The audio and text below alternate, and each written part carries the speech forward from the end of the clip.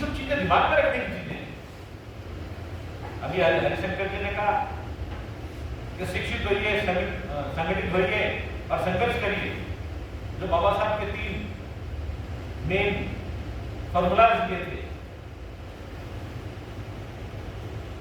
आप उन दहशतों को, उन चीजों को अपने दिलो दिमाग में रखिए, अपने आप को शक्तिशाली बनाइए, सरकारी पदों को छीनिए, उन सरकारी पदों पे आसीन रहिए और अपनी ताकत का इस्तेमाल कीजिए। बहुत छोटा सा। और आज लोग कहते हैं कि साहब नौकरियां नहीं है। सॉरी, मैं इस कथन से सहमत नहीं हूं। जिस प्रकार से घर पे कहते हैं ना, माँ कहती है कि, और माँ कहती है कि बेटा है तो बहू आएगी, मैं ये कहता हूं कि तुम शिक्षित हो तो सरकारी नौकरी चल के तुम्हारे पास है।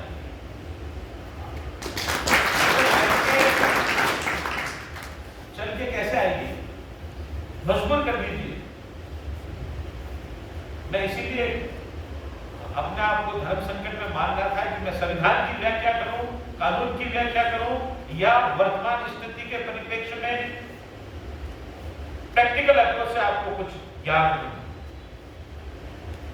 बिकॉज मैं संविधान की और कानून की बात करूंगा या मेरी बात समझने वाला एक फैसले का छात्र है। आज ये मेरा तीसरा स्पीच है लॉ फैकल्टी जयनारायण व्यास यूनिवर्सिटी में मुझे बुलाया था, 2-3 जगह और गया था, तो वहां बच्चे लॉ के थे, LLB LLM वगैरह से, वो इस लॉ की स्ट्रीट को समझते हैं। संविधान ने हमें बहुत कुछ दिया है, 75 साल हो गया, उसकी व्याख्या करने की जरूरत नहीं है। अब तो अधिकार देने की बात है, और अधिकार देना आप सबके हाथ में, आप कर सकते हो अगर आप ठान लो। बेटा मैं आप लोगों के वर्ग से निकला, मैं इनिशियल स्टेज पे एक लैब असिस्टेंट का नौकरी लगा था मेरा। I was laboratory assistant and that was in 3rd grade. फिर मैंने B.Ed किया, BSc किया, MSc किया, M.Ed किया, LLB किया, LLM किया, PhD किया, NET किया, post graduate diploma in legal law, labour law, labour welfare and personal management किया। फिर मैंने post graduate diploma in forensic science किया। 12 डिग्री लेने के बाद में भी मैं हताश हुआ कि इतना डिग्री लेने के बाद में भी मैं अधिकारी नहीं बन पाऊंगा, क्योंकि टाइम जा रहा था। तो मेरी माँ हमेशा मुझे कहती थी कि तू अधिकारी बनेगा। अरे इसके एग्जाम दिए, 1-2 नंबर से पिछड़ गए, तो एक ग्रंथि बनी हुई थी कि जिस एग्जाम को मैं एक बार क्वालिफाई नहीं करूंगा तो दोबारा नहीं दूंगा।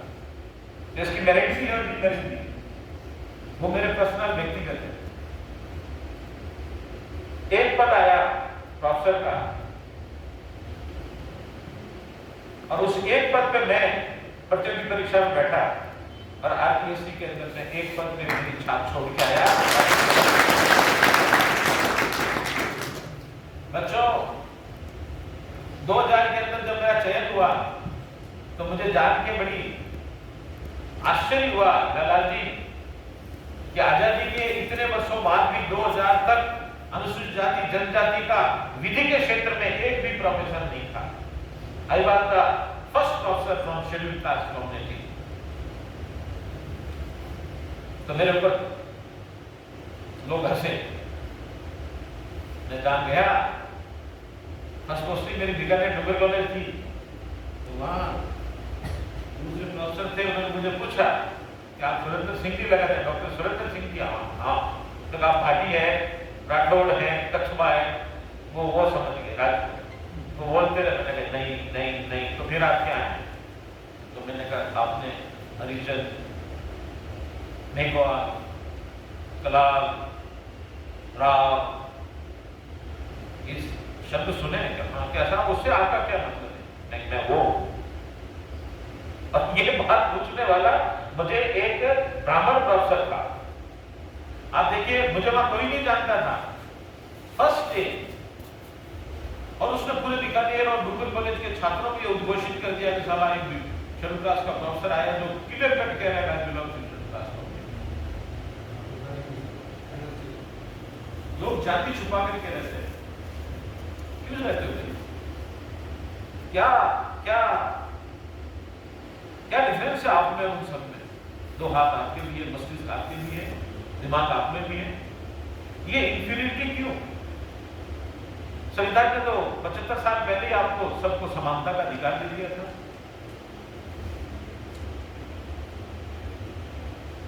अभी each person is equal before law, चाहे कोई वो छोटा, न जाति का भेद, न वर्ग का, न लिंग का, न प्रांत का, न रंग का, किसी तरह का कोई भेद नहीं है। तो उसके बाद में हमारे अंदर ये मानसिक संकीर्णता क्यों? ये मानसिक संकीर्णता को आपको निपटाना, अभिव्यक्ति की, आप में अभिव्यक्ति करने की कला लानी होगी।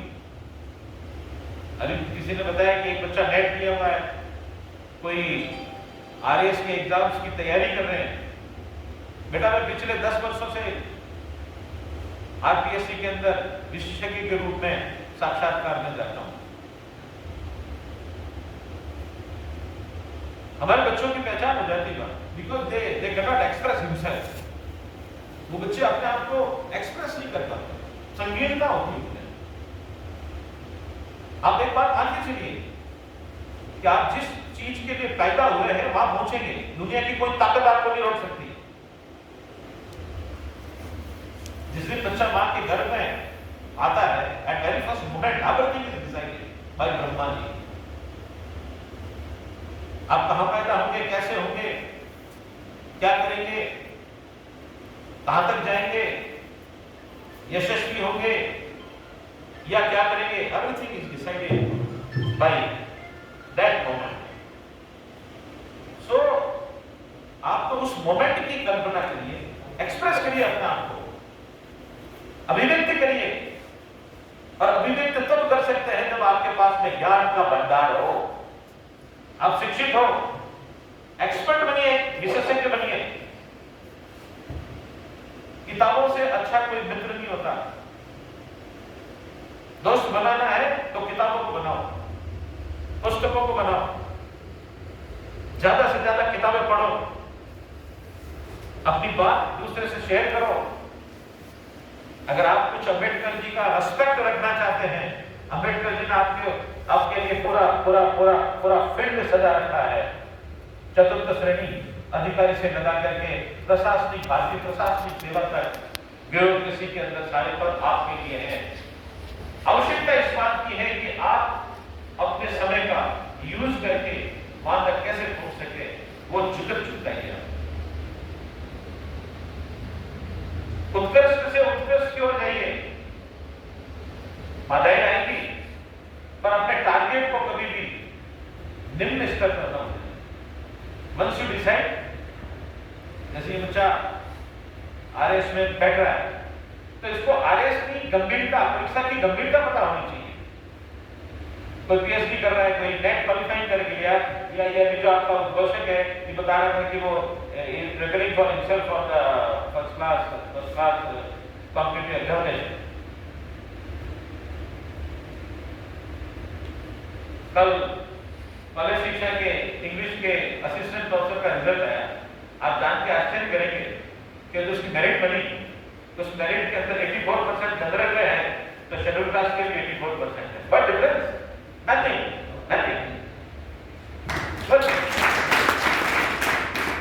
पिछले 10 साल का आईएएस का, यूपीएससी का और आरपीएससी का, स्टेट का, आरएस का और आईएएस का रिजल्ट उठा के देख लीजिए, हम लोग प्रसिद्ध कर रहे हैं मेरिट के अंदर।